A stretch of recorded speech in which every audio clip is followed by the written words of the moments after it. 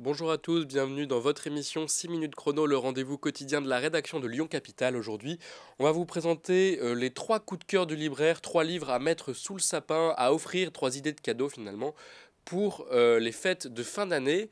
Ce sont les 3 coups de cœur de Olivier Paulet qui est libraire à La Virevolte, c'est à Lyon 5, c'est tout près de la gare Saint-Paul. L'adresse c'est le 4 rue Octavio May. Bonjour Olivier Paulet. Bonjour, Merci d'être venu sur notre plateau. merci de me recevoir. Alors, quel est tout d'abord votre premier coup de cœur pour ces fêtes? Qu'est-ce que vous nous conseillez? Alors, il y a mon très très gros coup de cœur de la rentrée littéraire, qui est vraiment pour moi le The First, qui est Amiante de Sébastien Dulude. C'est aux éditions La Peuplade. Ça se passe en 86 dans une ville qui existe vraiment toujours, qui s'appelle Thetford Mine. Excusez mon accent qui n'est pas bon. C'est une ville de mine d'amiante. Ça n'existe plus bien sûr maintenant, mais on va suivre deux. C'est un livre qui se passe en 2 parties. On va suivre deux jeunes garçons qui ont, dans mon souvenir, 6 ans, 7 ans à peu près, et qui vont se lier d'une très très forte amitié.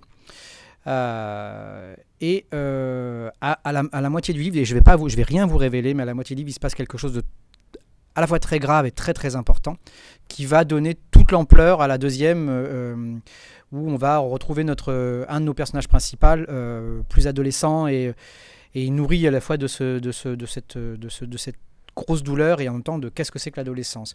La très très très grande force de Sébastien Dulude, c'est que c'est quelqu'un qui écrivait de la poésie avant, et qui en écrit toujours d'ailleurs. Et l'écriture est juste magistrale. C'est-à-dire qu'en fait, il arrive à avoir, moi je me souviens très bien dans ma lecture d'avoir souligné des passages entiers, tellement c'est juste extraordinaire. Enfin, il a une perception du monde qui est, que seuls les poètes peuvent avoir, quoi. Poètes ou poétesses, bien sûr.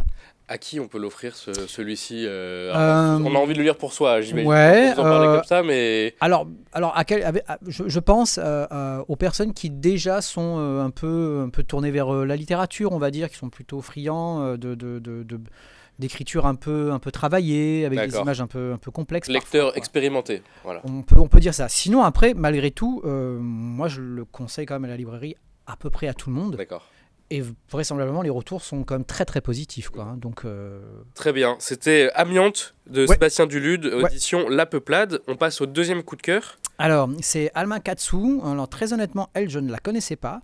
C'est aux éditions Sonatine et ça s'appelle Hurlement avec un S.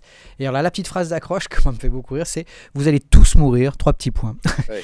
Et c'est un western d'horreur. Katsu, elle part d'un fait divers, un fait divers historique, un convoi de pionniers en 1846, je crois, si je ne me trompe pas, qui veulent rejoindre la Californie et qui est mené par un monsieur qui s'appelle Richard Donner. Et il se trouve que ce monsieur devait avoir un orgueil démesuré puisque il veut prendre absolument un raccourci et en fait tout le monde lui déconseille. Or ce raccourci va se trouver fatal, quoi.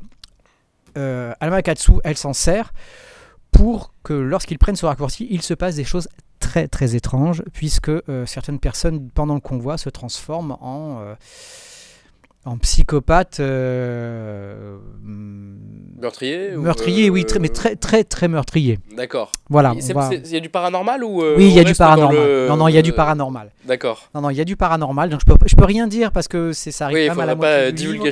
Et surtout, en plus, il y a une et c'est pour ça que j'ai trouvé le livre vraiment très bon, parce que si ça avait été que de l'horreur, je pense que je me serais vite ennuyé. Il y a aussi quand même toute une description de la communauté des pionniers qui est extrêmement bien faite. C'est que des chrétiens.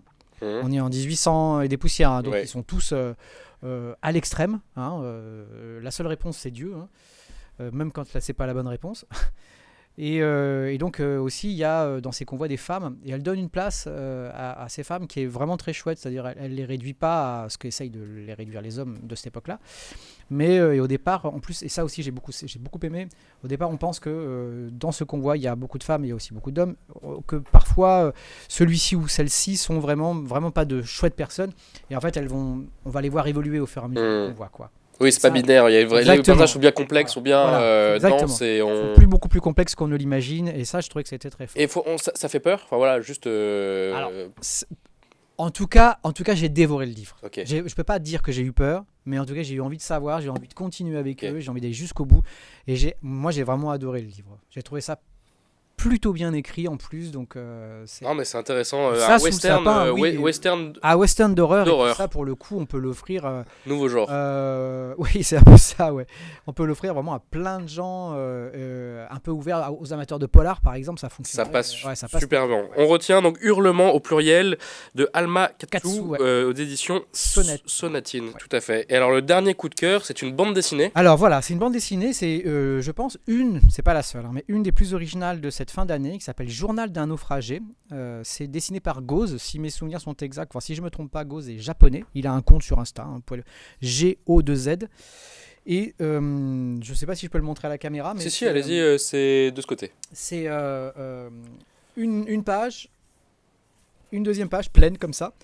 Le texte du narrateur qui est un petit bonhomme comme ça, qui est un naufragé justement sur une île et qui ne sait pas pourquoi il est là, qui ne sait pas où il va et qui doit survivre. Et donc à chaque fois il nous raconte sa journée. C'est son journal, hein. Voilà, c'est son journal, c'est vraiment ça. Et donc on a tout un écosystème qui est en coupe, ça a un nom mais je me souviens plus, je m'en excuse, qui est en coupe comme ça, où on voit l'écosystème de l'île. Et il se trouve que sur cette île il y a vraisemblablement un monstre, aussi une civilisation perdue, mais je ne veux pas trop en dire quand même pour que vous puissiez découvrir ça. Et au départ je pensais que, comme je vous le disais hors antenne, que c'était un documentaire pour enfants. Et oui, ça fait enfantin, mais voilà, pas du et tout. en fait pas du tout, et c'est une BD qui est complètement incroyable. En plus à la fin on a une quinzaine de pages sur tout l'écosystème de l'île qui est extrêmement bien pensé. Enfin moi je trouve que c'est vraiment ce que j'ai lu le plus original depuis pas mal de temps d'ailleurs. Voilà, donc faut bien le retenir, ça s'appelle Journal d'un naufragé de Goz, j'ai noté édition Alpha. Exactement. Ça serait donc les 3 coups de cœur du libraire. Merci beaucoup Olivier Paulet. On peut vous retrouver, je le rappelle, au 4 rue Octavio May, à la librairie La Virevolte, à côté de la gare Saint-Paul. Joyeux Noël à tous et bonne journée à vous.